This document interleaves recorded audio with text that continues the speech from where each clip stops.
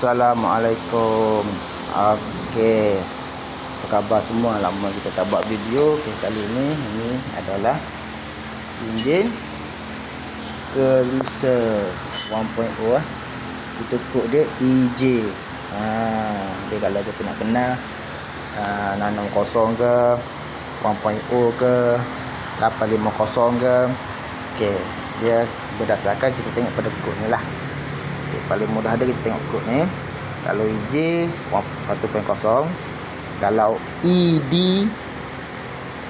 adalah 850, kalau EF adalah 660.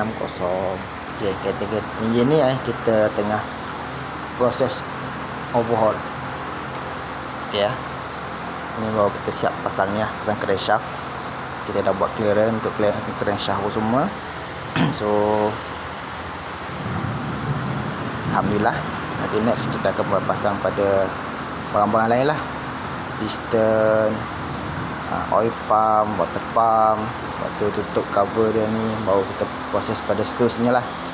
Okey, pada anda semua yang ada masalah enjin, contohnya enjin tu berasap, makamnya hitam, leaking teruk, boleh hantar kat kita untuk proses overhaul.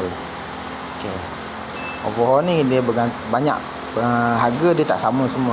Kita bergantung pada keadaan enjin.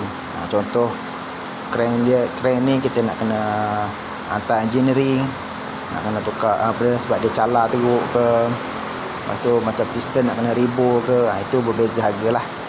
Okay, cuma kita ada satu standard harga yang package harga yang standard untuk kita bagi kepada semua. Boleh WhatsApp kita. Lokasi kita Puncak Jalil, Lias Kongo Garage, Puncak Jalil, Seri Kembangan, Selangor. Baik, harap terima semua. Assalamualaikum. Bye bye.